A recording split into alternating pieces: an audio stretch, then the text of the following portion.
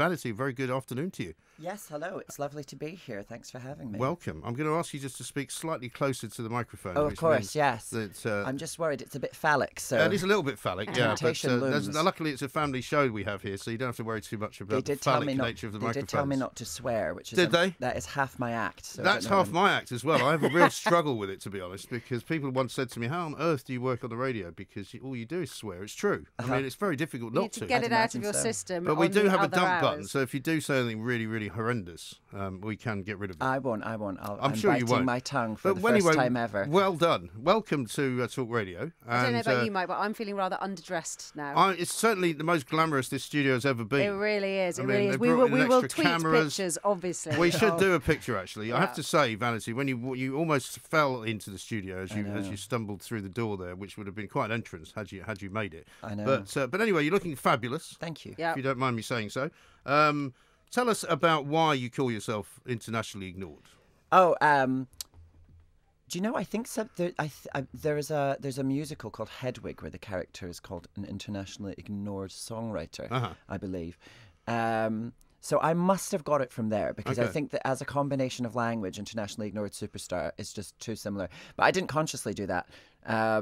I thought it would be amusing. Yes. My persona on stage and in the songs I sing is very grandiose and very self-important. So it's kind of good to just undercut it a little bit there. And do you call yourself a drag queen? Is that what you call yourself? No, I call myself a global icon. And I do self-identify as such. So you do have to go along with it. Well, that's fine, isn't it? Because you can now self-identify as anything you like. Well, I'm certainly self-identifying as a global icon today. So I feel I should describe your outfit and your look today for our listeners. So affordable. So you're wearing a beautiful halter neck gown which is black, beautiful glittery. It's a pantsuit. It's a jumpsuit. It's a jumpsuit. It's in case I need to run away. Very, very high-heeled platform shoes.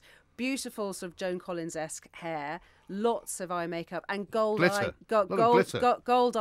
which I'm particularly taken. I have naturally glitter-secreting eyebrows, which is it's such a very rare medical condition. But rare.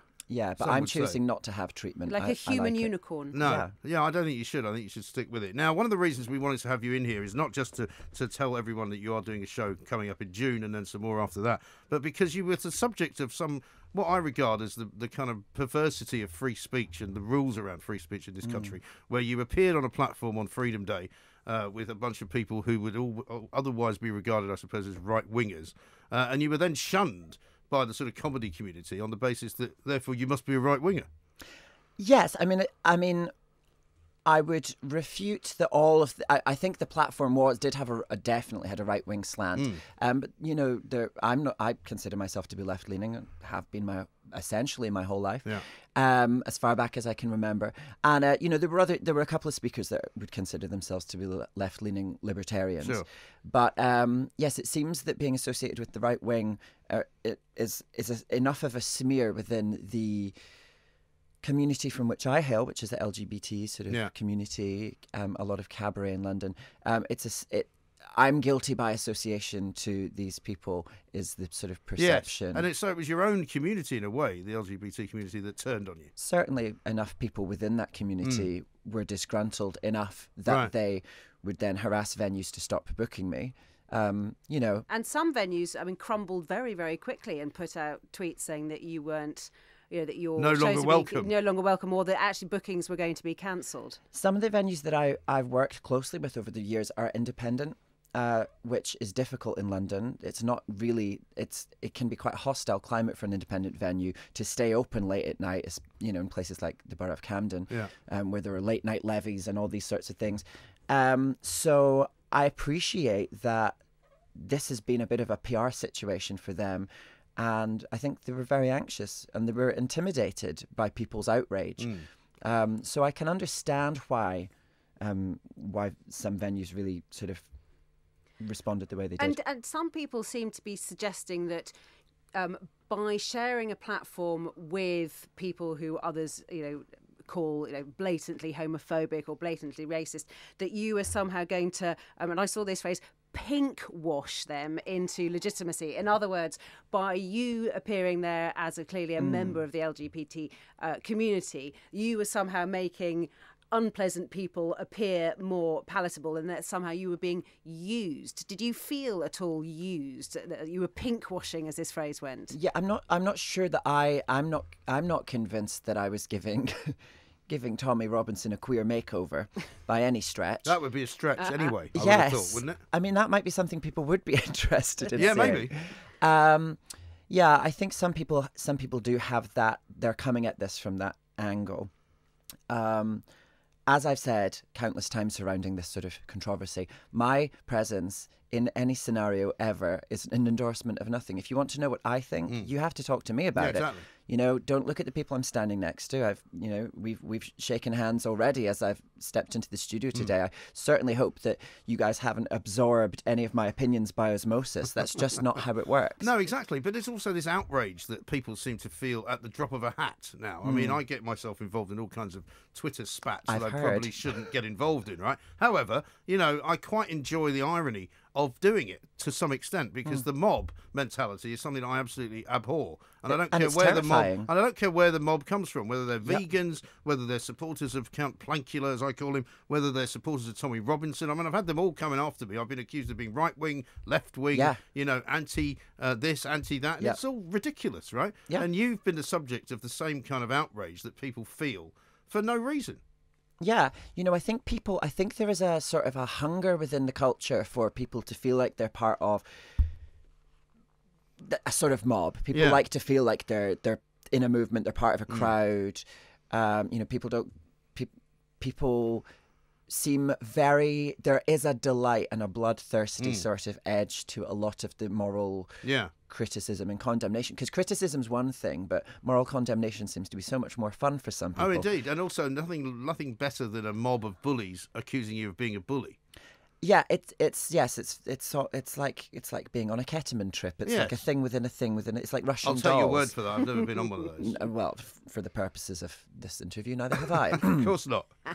So what about the show that you're going to do next month? What's it going to be about? What's it going to be focusing on? The you know, in the immediate aftermath, 7 venues where I perform cancelled my shows, which is obviously they have the freedom to do this, and people have the freedom to complain and petition them to do this.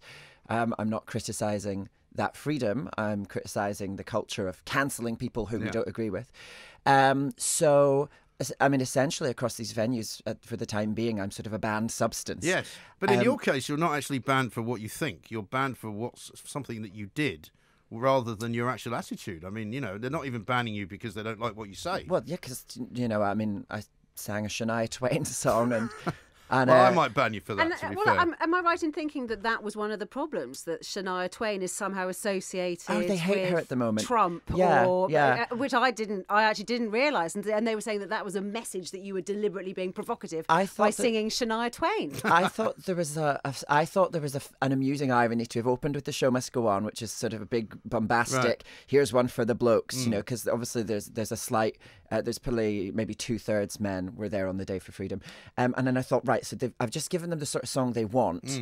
Now I'm going to give them Shania Twain that don't impress me much, I was saying that this cancelled culture doesn't impress me much, and you know, then I sang Read All About It, which is by Emily Sandé, which has I mean, really a message of tolerance and patience and how we are all in essence the same. You know, so there were some elements in there that I think went over people's head. Maybe I wasn't clear enough in my... Well, they don't want to listen to actually what you have to say or the message, really. They want to have the message already in their head as to what they think you're saying and what they think you're trying to put a sort of give over. Exactly. You know? And people have become so suspicious. This is even the lyric in Read All About It. We're all wonderful, wonderful people. How did we all become so fearful? And people are so nervous and unwilling to trust other people's good intentions. So venues have, you know, kind of been thrust into this controversy. They've responded in the way that they feel is best for them. They've got to look out for the well-being of their own teams. And this has been, I mean, there's really been a campaign to have me cancelled from these venues. So a night which I'm doing on June 12th, Comedy Unleashed, they're breaking the ban and they're inviting me to take to the stage. I have no idea what I'm going to do. I'll probably sing something flagrantly provocative.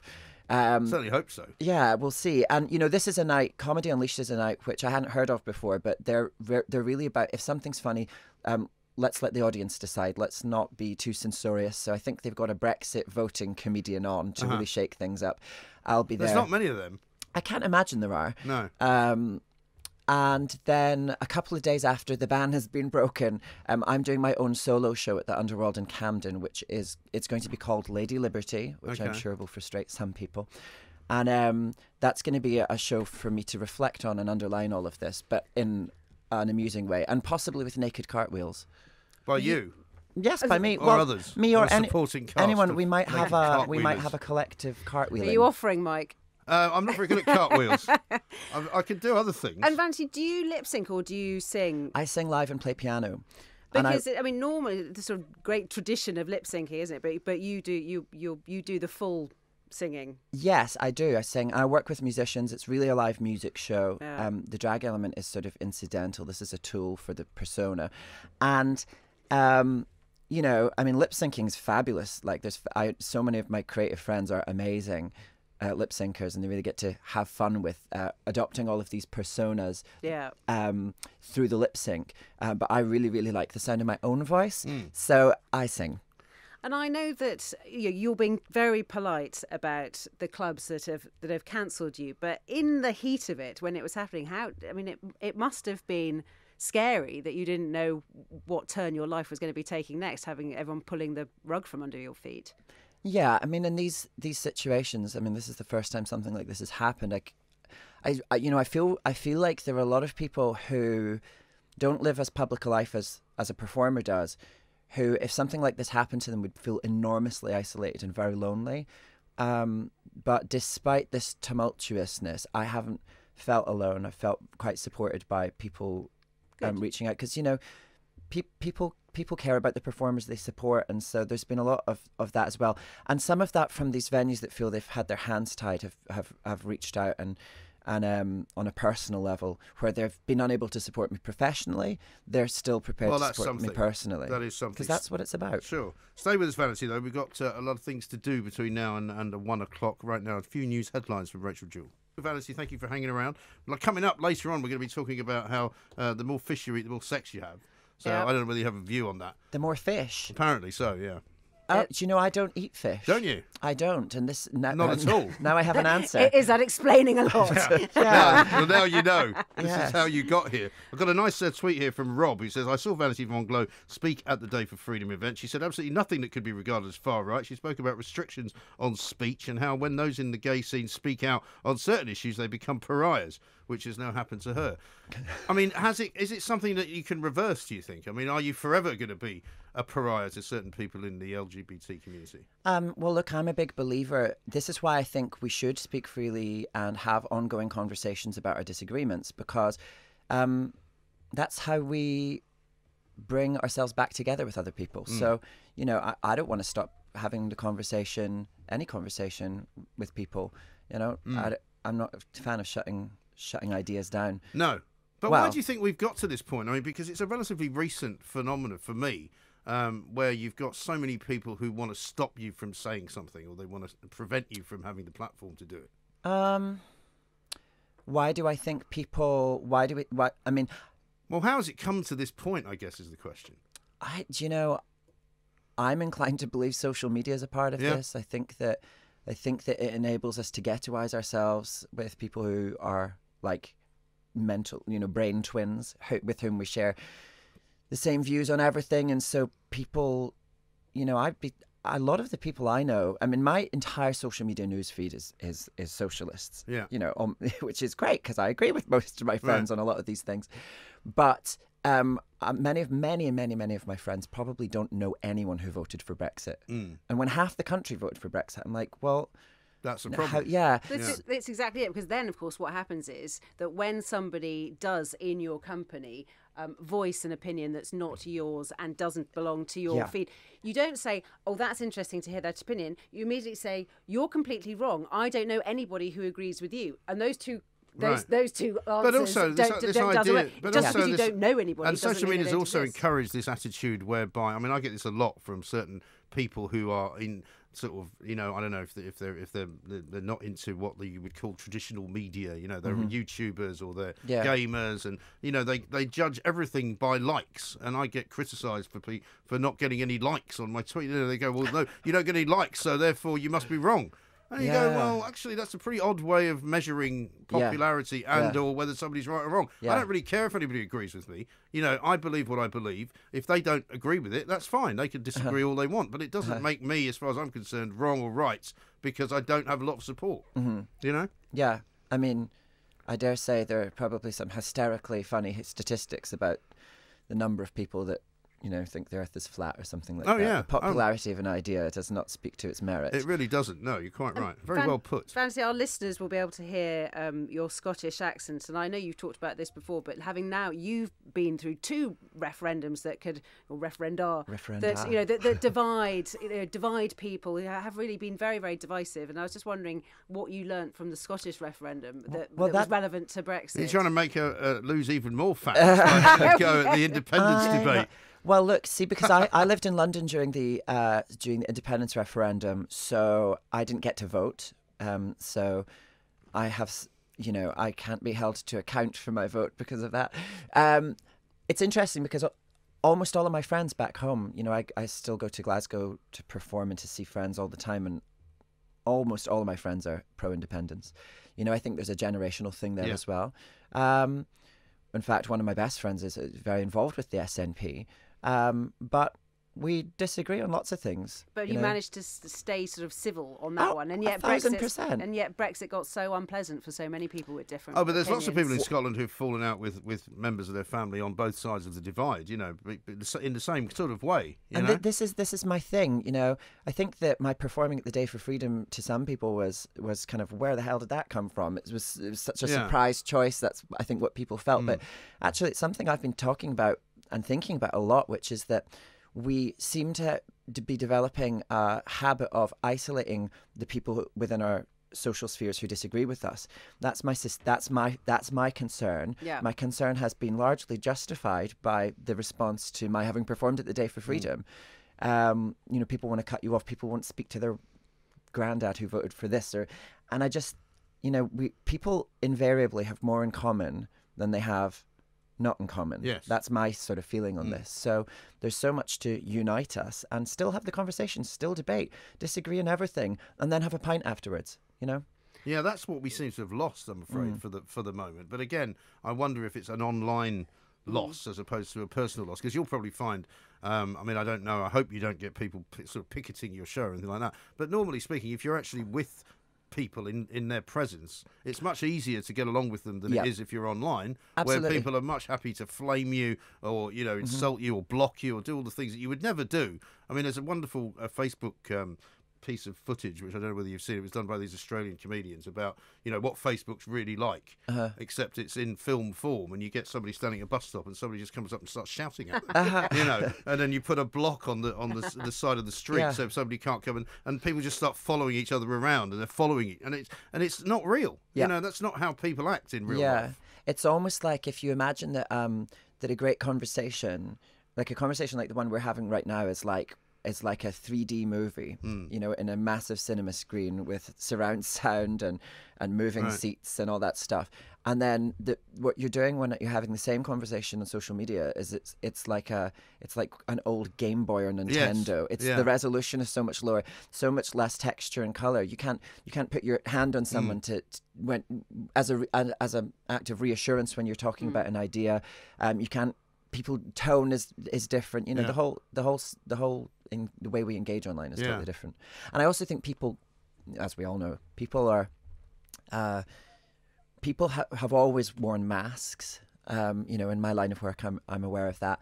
But social media has allowed people more consciously construct a public self on their social media profiles now than they have probably ever done in history. So people feel like there's almost a moral competition, and your virtue is defined by your sensitivity in some ways.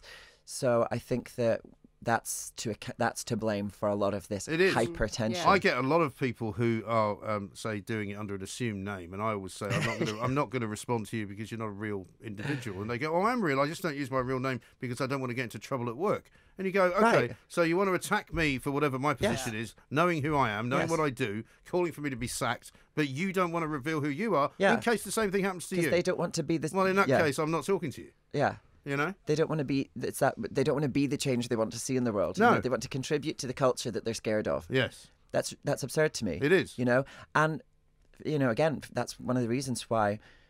If there's an ostensibly a free speech event taking place, that's the one time where you're not going to agree with everyone, right? Right. The whole point. So, in accepting the invitation to perform at the Day for Freedom, I did feel like I was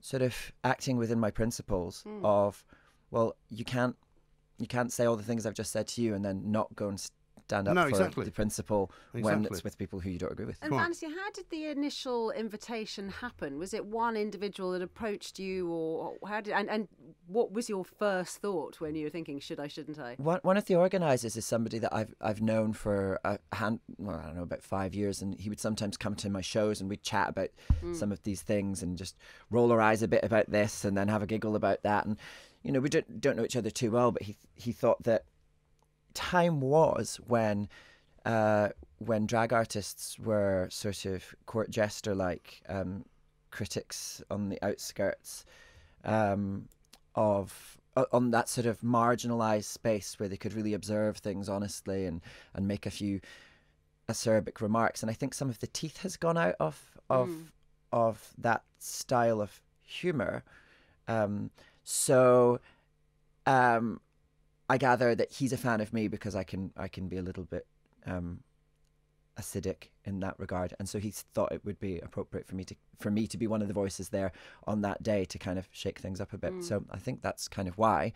And when I thought about when I was considering it, and ultimately decided to do it, I thought it's rare that you get an opportunity to, by invitation, to go outside of the echo chamber, take to the stage in front of thousands of people who might not really know what you're all about. And by my actual being, advocate freedom of expression. I was literally in a little cocktail dress singing Shania Twain. So I felt like it was an opportunity to kind of, there's that phrase that the queer community love, existence is resistance. So I kind of was like, that's what I'll do. Yeah, absolutely. And what was the day like? Because obviously you were mixing with people who presumably a lot of whom you hadn't met before and that have reputations as one thing. Were they as you expected them to be? So particularly the ones who would identify as far right. I'd imagine people are generally always polite to me.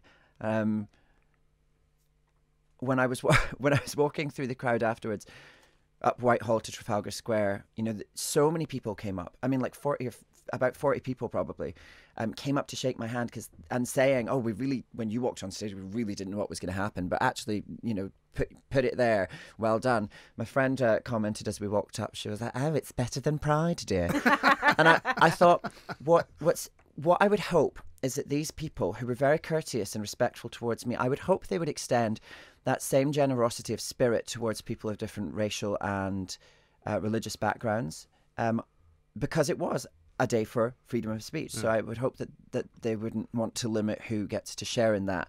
But my experience was that as far as I was concerned, they weren't. So, there's been much pearl clutching about the people who were there on the day, and a lot of trying to turn people into the bogeyman, which I think is intellectually lazy. My experience was of people were quite curious to talk to me, and then I felt like, well, you owe them a conversation and response. That's how you create connections, and that's how everything improves. No, indeed. And strangely, they're not the ones that have obviously banned you from doing anything else. The next it will be Skinhead Night at Madame Jojo's, presumably. But anyway, listen, we've got to go, I'm afraid. We've got to talk about sex and fish. But thank you so much for coming in. Yes, the show is with Jeff Norcott, right? Yes, so Comedy Unleashed on June 12th. They're breaking my ban. I'm really excited to do that. It's going to be something different for me. And then also my own solo show, which will have much singing, much reflection on this all, which is Marvellous. called Lady Liberty. That's going to be on the 15th of June in Camden. Okay, terrific stuff. Thank you Well, so good much, luck with Vanity, that. and good luck with it. And keep we'll see up you the again. free speech. Keep up the free speech. It's what we try and do here as well. This is Talk Thanks, Radio. guys.